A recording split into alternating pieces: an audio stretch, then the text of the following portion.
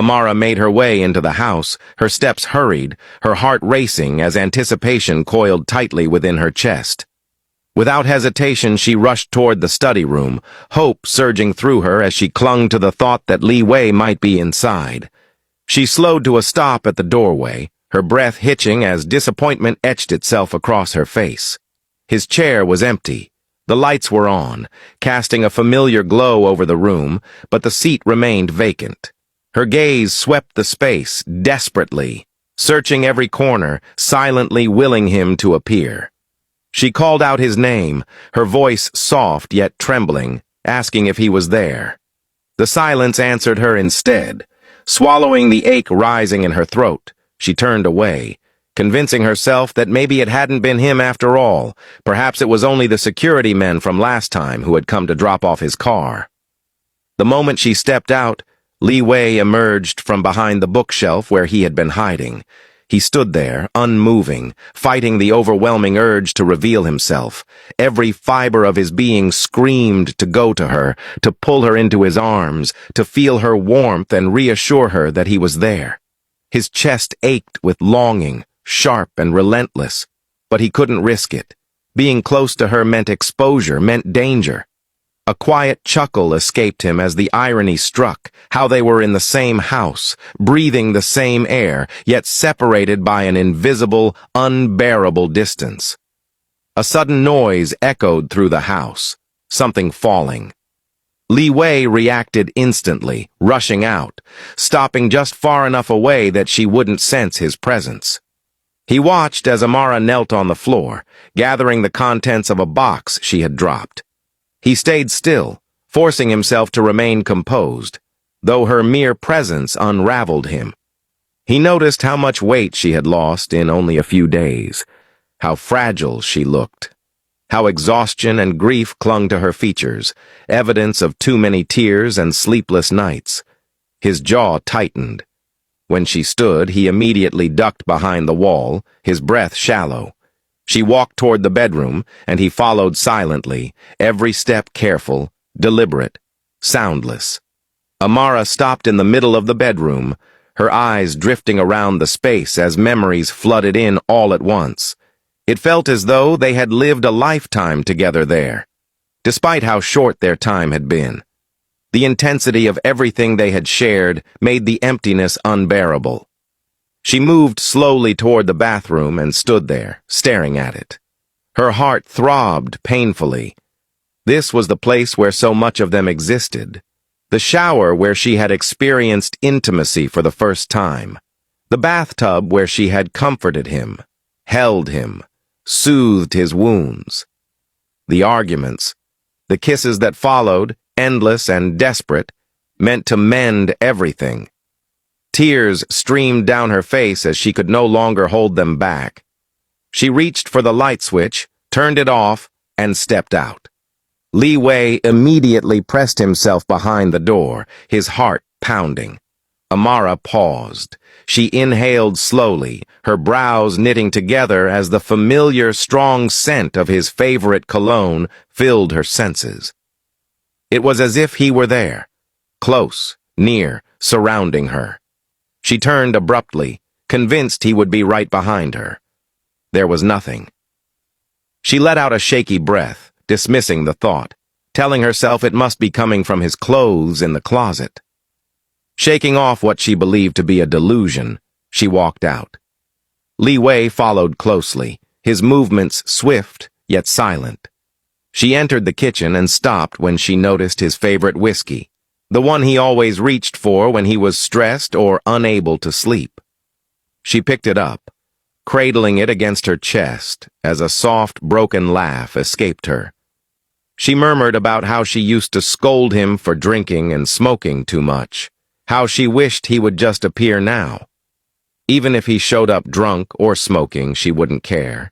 She just wanted to see him. She poured herself a glass. Leeway watched, murmuring under his breath that the alcohol content was too high for her. Panic surged through him as he considered stepping forward to stop her, but she had already downed it.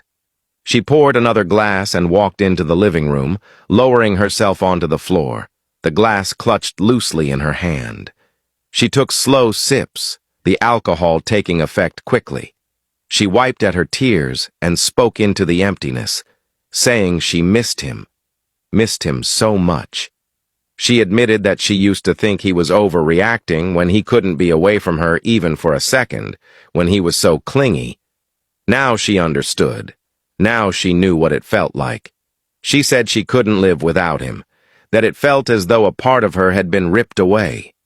She spoke of how hard she was trying to be understanding, trying to trust him without knowing what was happening, without any explanation. But she couldn't do it. She wanted him. She missed him. She wanted everything to end already. Her voice broke completely. She curled into herself, burying her face in her knees as sobs tore through her body. Leeway stood there, watching her fall apart, his heart shattering. He couldn't do this anymore. He couldn't stand by and watch her break, watch her drown in pain because of him. He took a step forward, then stopped, fear gripping him as he thought of the risk, the consequences of closing the distance between them. But his body moved before his mind could catch up. He rushed to her, dropping down beside her and pulling her into his arms. He held her tightly, squeezing her as though he could fuse their bodies together, as though letting go would destroy them both. His entire body enveloped hers, shielding her, grounding her. The world around them faded until there was nothing left but the two of them, clinging, breathing, holding on, unwilling, unable to let go. Amara remained held in Leeway's arms, her body slack against his chest, warmth and familiarity anchoring her in a way that felt too real to trust. Slowly she lifted her head, her movements unsteady, eyes glassy as she searched his face, her words coming out slurred as she asked if he was real. Her voice carried confusion and fear, as though saying it out loud might cause him to disappear. She wondered if this was truly him sitting before her, flesh and breath and warmth, or if it was another dream, another cruel illusion like the one where she had seen her mother, vivid and convincing until it faded and left her hollow. Leeway did not look away from her. His gaze stayed locked on hers, dark and steady, his voice low and heavy with restrained longing as he told her it was him, that he was there. She shook her head slowly, disbelief tightening her features as she said she didn't believe it, that maybe she had drunk too much and her mind was betraying her. Her hand rose hesitantly, fingers trembling as she reached for his face, touching him as though testing reality itself. She pressed her finger into his cheek, leaning closer until their breaths mingled, their faces separated by barely an inch, and stated that it couldn't be him because he was wearing glasses. A quiet laugh slipped from Leeway, soft and almost breathless, as he explained that acid had gotten into his eyes, that it was temporary, that he would be fine in a few days and wouldn't need them anymore. His tone shifted as he added that she shouldn't have drunk so much, that the whiskey was too strong for her, that she couldn't handle alcohol with such a high percentage. Amara didn't respond to that. She simply kept looking at him, eyes tracing every familiar line of his face as she said she thought she was dreaming or seeing an illusion, and that even if he wasn't real, she would take advantage of this moment. She wouldn't let go. She would stay in his arms for as long as she could, because she missed his embrace so deeply it felt like a physical ache inside her chest. Leeway didn't argue.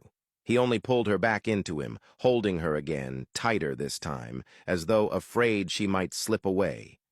He leaned down and kissed her forehead, the contact lingering, and apologized for being selfish, for letting her go through all of this, admitting that it had never been his intention and that being apart from her was killing him just as much. She lifted her head once more, her expression raw and exposed, and told him she had been waiting for him since the moment he left. She hadn't slept properly, hadn't eaten well, hadn't lived at all. All she had done was wait.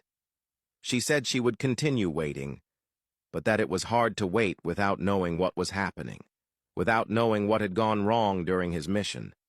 She admitted that maybe if she knew, it would help her understand, help quiet the chaos in her heart. She reminded him that she had gotten involved with him knowing the risks, knowing the dangers, and that she was willing to stand by him through everything. What hurt her was that he didn't tell her things, that it made her feel as though he didn't trust her, and that feeling alone broke her heart in ways she couldn't explain.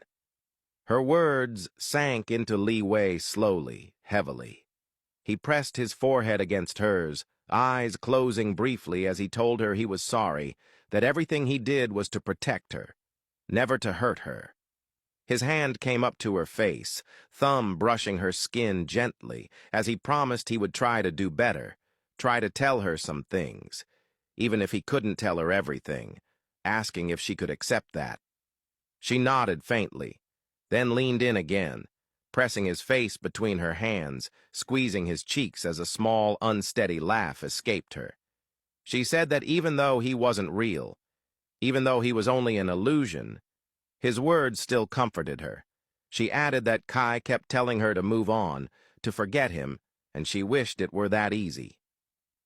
Leeway's expression changed instantly at the mention of Kai. Jealousy surfaced without warning, sharp and unmistakable, as he gently removed her hands from his face and looked at her, asking if she was planning to move on and forget him like Kai suggested. Amara shook her head, a quiet scoff leaving her lips as she said he must be crazy if he thought it was easy to move on, easy to forget him. She told him he had done too much to her, left too many marks, carved himself into her too deeply. He had shown her a side of love she believed she would never find in anyone else. A soft laugh followed as she added that she doubted there was another man who knew how to bite like he did, who knew how to leave love bites on her skin the way he did, whose jealousy and dominance could ever compare to his. A faint chuckle escaped Leeway as he told her he did those things on purpose, so she would never find anyone like him, so that no matter where she went, she would remember him. Because, as he always told her, she was his. She belonged to him, and she would belong to him until the end of time. Amara fell silent after that. She only looked at him, her gaze slow and reverent, as though committing his face to memory. Her fingers traced every line, every contour, and she said she wished that even the next day she would still see him, still have the same illusion, still dream the same dream. She leaned in gradually, inch by inch, her intention clear as she moved closer for a kiss. Leeway closed his eyes, waiting, breath held, but before their lips could meet, her body went limp in his arms. She had passed out. Leeway let out a quiet laugh, more tired than amused, as he pulled her fully against him, murmuring that she was crazy for drinking such high-percentage alcohol that made her see things. He stayed like that, holding her, slowly caressing her back, her presence easing the tight coil of tension inside him, allowing him for just a moment to forget the world that was burning to ashes around him. Morning came slowly. Amara opened her eyes with a dull ache pulsing through her head, the aftermath of drinking settling heavily into her body. She sat up in bed, trying to piece together the fragments of the night before. She remembered packing her things to leave. She remembered the hallucinations of Leeway. She remembered how real it had all felt, how convincingly he had been there with her. Her expression shifted as the realization settled in that it must have been nothing more than a hallucination, no matter how desperately she wished it had been real.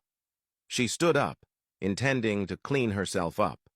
As she reached the door, it opened suddenly, startling her, and Leeway walked in holding a bowl of soup. Amara froze, eyes widening as she stared at him, her heart pounding as she wondered if she was slipping into yet another illusion. Leeway walked toward her, closing the short distance between them until he stood directly in front of her, his presence steady and grounding as he asked how she was feeling. Amara did not answer. Her eyes stayed fixed on him, unblinking, searching his face with quiet intensity, as though trying to decode whether he was real or another cruel illusion her mind had created. He spoke again, this time stepping closer, his voice softer as he asked if she was okay, reminding her that she had drunk too much the night before, that her body couldn't handle alcohol with such a high percentage. He explained that he had made her hangover soup, his tone carrying both concern and familiarity. Amara finally spoke, her gaze never leaving his, asking if he was real or not.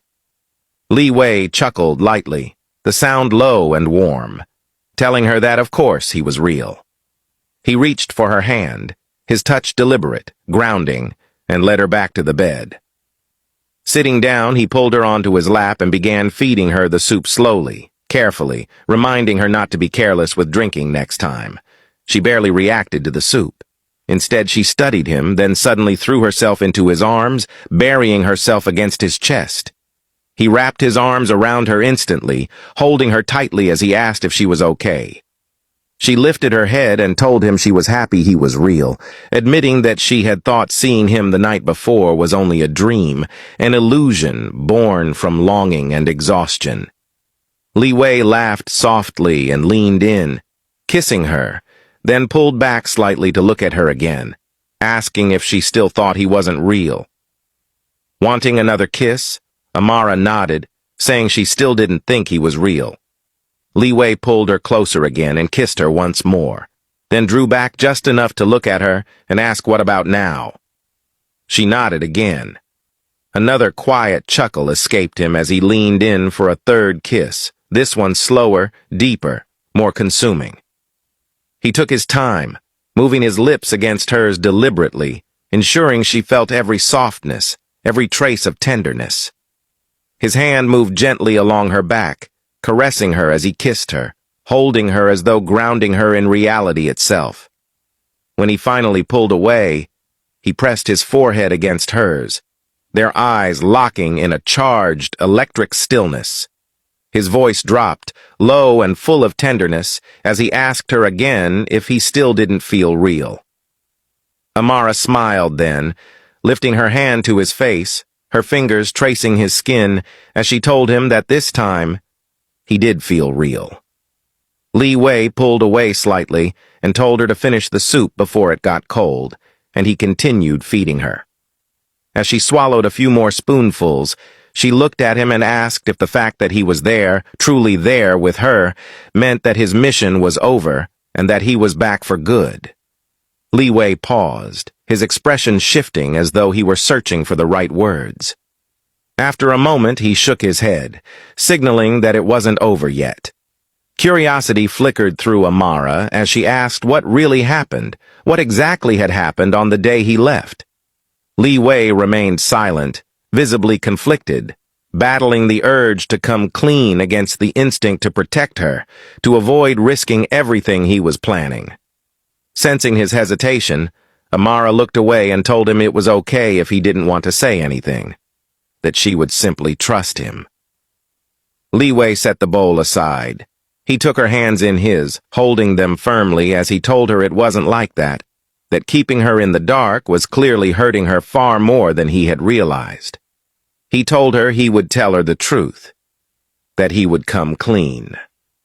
Amara lifted her gaze back to him, her attention unwavering as she waited for him to speak. Meanwhile, Jan sat at a hidden outskirts cafe, waiting for the blind date her mother had arranged. She kept her eyes glued to her cell phone, doing her best to avoid wandering gazes that might recognize her. The atmosphere felt heavy, her body tense as she waited. The door opened, and Fang walked in. His eyes immediately found her. Without hesitation, he walked over, pulled out a chair, and sat down across from her. Yan looked up, startled, and told him the seat was taken, that she was waiting for someone. Fang leaned back slightly with a faint smile and told her that the person she was waiting for was him, that he had come for the blind date. Shock washed over her face as she said it couldn't be him, that there must be some mistake, that she needed to call her mother. She reached for her cell phone, but Fang stopped her, telling her there was no need, that it was indeed him. He shifted forward, his tone sharpening as he told her they should get straight to business and not waste time. He stated that they shared a common enemy, Leeway, and that if they formed an alliance marriage, they could defeat him. He explained that what Leeway valued most at the moment was East Gate Group, that Leeway believed both himself and the company were untouchable. Fang leaned in further, laying out his plan. If their families joined forces through marriage, their combined power would strengthen her family business enough to compete with East Gate Group, dominate the market, and ultimately bring Leeway down. He told her to think about it. Yan stayed silent, her expression unreadable as she absorbed his words. Fang watched her closely, a small, victorious smile forming on his lips as he assumed her silence meant agreement. Then Yan let out a short laugh. She called him crazy, telling him he clearly didn't understand what kind of devil Leeway was. She said he could never be defeated, that he was no longer human, that something dark and evil had possessed him. Her hands began to tremble as she spoke, her body reacting as though dragged back into trauma. She said she had seen him covered in blood after shooting a man dead, that he had looked terrifying, as though he could devour her alive. At that, Fang's eyes lit up. He leaned in eagerly, his voice sharpening with interest as he asked if she was saying Leeway had committed murder before, had kidnapped people, and whether those crimes could be used against him. Meanwhile, Amara sat facing Leeway, her body still, her eyes widening as the weight of what he had just told her settled in. She continued to stare at him, disbelief etched into her features, and asked if he meant that his grandfather had been the mastermind all along. Leeway nodded in confirmation, his expression grave. Still stunned, Amara said she had always believed his grandfather had died when he was still a child. Leeway looked at her and explained that it had turned out he never died, and that realization was why he had felt such an unsettling familiarity the first time he encountered the masked man. He reached for Amara's hands, holding them firmly, as he told her that coming to the apartment to see her had been a risk. His original plan had only been to watch her from afar and leave, but he hadn't been able to restrain himself. He told her that as much as he was pretending to yield to his grandfather, she would have to do the same. She needed to pretend she was heartbroken, pretend she was moving on from him. Their breakup and separation had to look completely real, because any mistake could jeopardize everything he was planning, and they might never get the chance to be together again. Amara looked at him, her eyes glistening, as she asked how she was supposed to do that. Leeway assured her that she could, that she was strong enough, and that they would do whatever it took to make everyone believe they were no longer together. Leaning in, his gaze locking onto hers with quiet intensity, he asked her if she could do it. She hesitated only for a brief moment, the conflict visible in her expression, before she finally nodded and told him she was willing. Leeway pulled her into his arms, holding her tightly as he thanked her. He told her it would all be over soon and promised that this would be the last time they would ever be apart. After this, he didn't care about anything else. They were heading straight to the altar. He was marrying her immediately, without hesitation, without doubt. Amara smiled against his chest, burying her face into him as she told him she couldn't wait to finally be his wife. She slowly lifted her head, her expression turning serious as she asked him if he was planning to kill his grandfather. Leeway's eyes darkened instantly, the warmth draining from his features as he told her that he was going to give him the most excruciating death of his life. He would make him pay for everything he had done. He said he didn't care that the man was family. He would ensure he paid with blood. Amara watched him closely, seeing the hatred radiating from his eyes, and she reached up to touch his face, grounding him. Slowly, under her touch, his expression softened. She told him she would stand by his side through all of it, that his grandfather deserved it, that he was an evil man. She said that if she were Leeway, she would have done the same. She added that he was incredibly brave to choose to live under the same roof as his enemy, to share space and time with him, because she knew she could never have done that herself. That was the side of him she admired most, his bravery, his resilience, his willingness to endure anything to get what he wanted. Leeway let out a small chuckle and told her it was because of her as well, that she was the one who gave him strength. Amara looked at him then with a mischievous smile. Leeway noticed it immediately and asked why she was smiling like that. She asked him, casually yet deliberately, that if they were pretending to have broken up, did that mean they should also pretend to get close to other people? She added that she could pretend to get close to other men if needed, her eyes fixed on his face as she spoke, carefully gauging his reaction, watching to see whether jealousy would surface. Leeway's expression sharpened as her words sank into him. Slowly, deliberately, he removed his eyeglasses and set them aside, the motion unhurried yet charged. He pulled her closer in a way that was both aggressive and controlled, the kind of closeness that sent heat rushing through her veins. He stared at her without speaking, his gaze intense yet restrained, holding her in place until the silence itself felt heavy. When he finally spoke, his voice was firm, grounding, telling her that every part of her belonged to him alone. Amara didn't respond. She only looked at him, drawn in, caught in the gravity of his stare. Still watching her, his tone hardened slightly as he asked if she had heard what he said. She shook her head slowly, deliberately provoking him. Leeway's hand came up to her neck, pulling her closer as he bit down her neck, just enough to make her gasp, her breath hitching. He asked her again if she had heard what he said. Her breathing grew heavier as she looked at him, wanting more, and she shook her head once again. A faint smirk curved his lips as he pulled her even closer, sinking his teeth into her neck once more. His hand landed against her behind as he spanked her, light at first and teasing, then harder, each movement deliberate, measured, as he continued biting her and asking if she had heard what he said. Amara's body weakened against him, her voice barely above a whisper as she finally nodded, calling him Daddy, telling him that she had heard him, that every part of her belonged to him. Leeway slowed then, his fingers tracing along her neck over the marks he had left behind. He leaned in, his voice low and controlled as he told her that if he ever saw her close to another man, even under the pretense of pretending, the punishment wouldn't stop at spanking and biting.